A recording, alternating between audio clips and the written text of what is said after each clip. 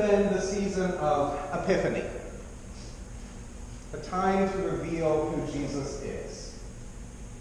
And along the way, we have been challenged to transform as we witness Jesus working out in the world. I'm going to share with you a contemporary reading written by my colleague Roddy Hamilton. And it takes us back through Epiphany, reminding us of where we've seen Jesus, where we've met him, how we saw his vision of the world coming forth. And it turns out that what happens in Epiphany is not so much a revelation of God in Jesus, not so much a revelation of the brilliance of Jesus. It is a revolution of God's love made visible in our very ordinary lives.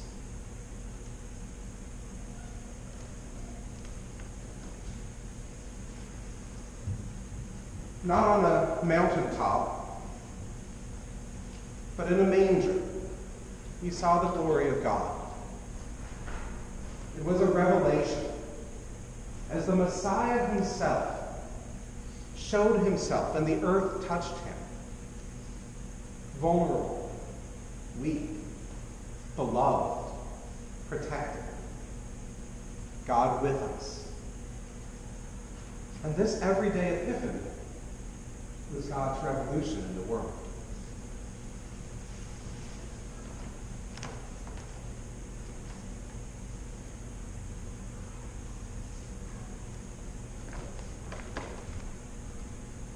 Not on a mountaintop, but by the Jordan.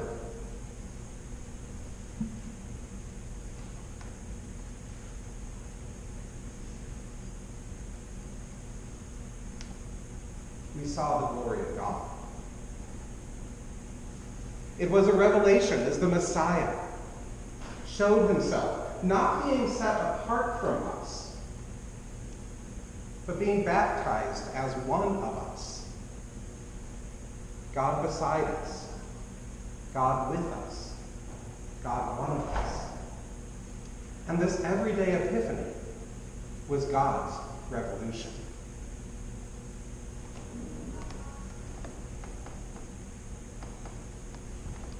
Not on a mountaintop, but by a seashore, we saw the wonder of God.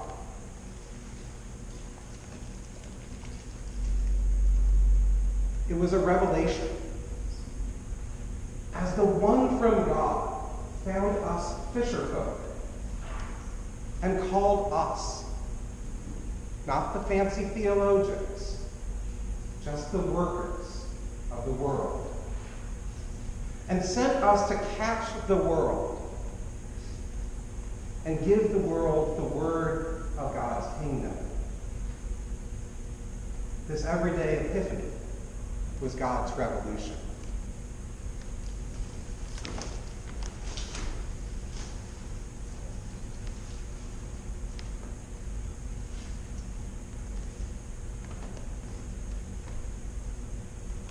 Not on a mountaintop, but in a synagogue, we saw the greatness of God.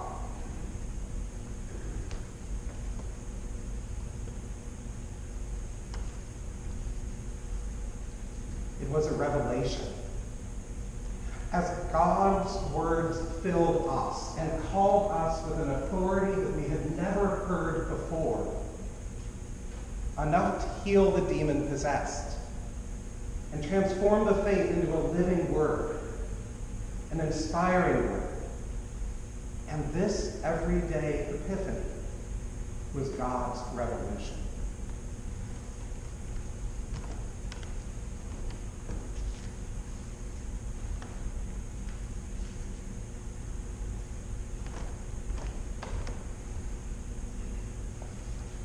Not on a mountaintop, but in the quiet places, we witnessed the grace of God.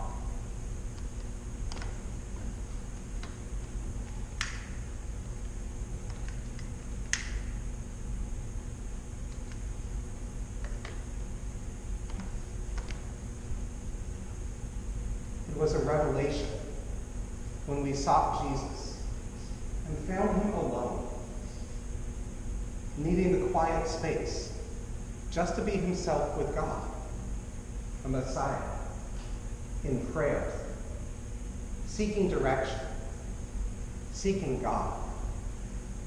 And this everyday epiphany was God's revolution in our world.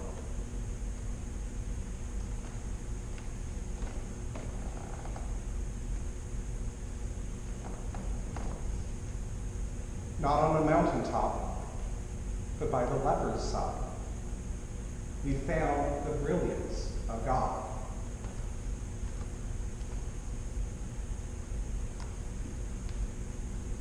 It was a revelation that he declared the unclean clean, not with any temple authority, but with his own love that had been born in a grace rather than into power.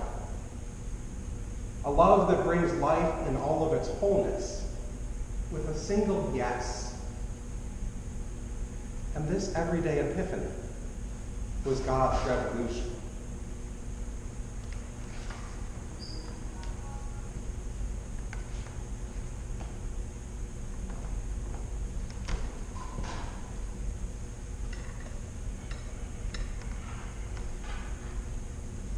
Not on the mountaintop, but in the roadways of the world, the glory of God was found.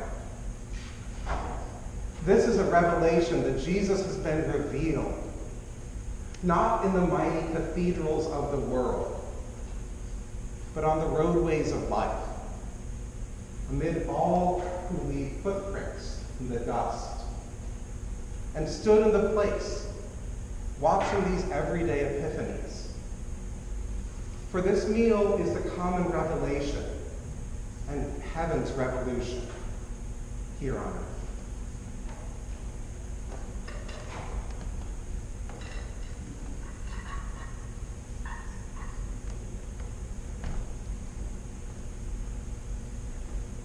This is what we desire. This is the Epiphany message of a transfigured, transformed world. A world filled with the visible presence of God. God in plain sight. God with the ordinary. In pajamas. At work. At school. At home. Just to see God. To experience God in our everyday, ordinary lives. Last week, and maybe you saw this, last week NASA reissued the pale blue dot picture. You know which picture I'm talking about? The pale blue dot picture. This was 30 years ago, before the cameras on the Voyager spacecraft were turned off to preserve power as it was speeding out of our solar system. The famous and renowned astronomer Carl Sagan convinced NASA to spin the Voyager spacecraft around and take a picture, a final picture of Earth before it left our solar system. From more than 4 billion miles away, Voyager captured Earth as a single blue pixel in a sea of blackness. Carl Sagan later wrote, "Look at that dot. That's here. That's home. That's us. Everyone who ever lived, every flower that ever bloomed, every fish that ever swam, every bird that ever flew was on that dot." Well, NASA reissued this picture last week, and with some better computers to process the data that had been originally sent by Voyager, our pale blue dot was revealed to be in a sunbeam, a beam of light. It was as if the light of God was still flowing across the waters of creation, as in the beginning. As if the pale blue dot was still suspended in that first day of time, bathed in the presence of God. Quite unintentionally, I think we were seeing through NASA's work that witnessing God isn't only about going to a mountaintop. From the furthest spacecraft to the single candle that quietly flickers, God is revealed to us. That's what Epiphany is. That's what we long for. This revelation of God and the kingdom revolution that comes when a child is fed and the face of God radiates joy. When the distraught are comforted and the presence of God surrounds us like a soft cloud. When the wounded are nursed back to health and their eyes flicker open and bring a vision of God into focus. When an odd and wondrous community of disciples gather with laughter and learning and support. And as they are still speaking, they witness God's Spirit dazzling them and transforming them and allowing them to see each other and see God in a whole new way.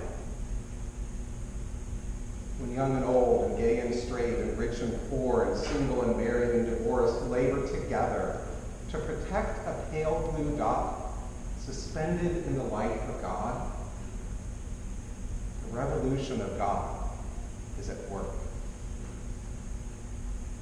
For Epiphany is God's revolution. It expects us among our everyday, ordinary lives, at our everyday, ordinary soil and water and food and light and health and stories and work, amongst all of the everyday things we do, even if we're still in our pajamas, to see God. And then, transfigured by our experiences, we are challenged to follow Jesus as we go forth to transform the world.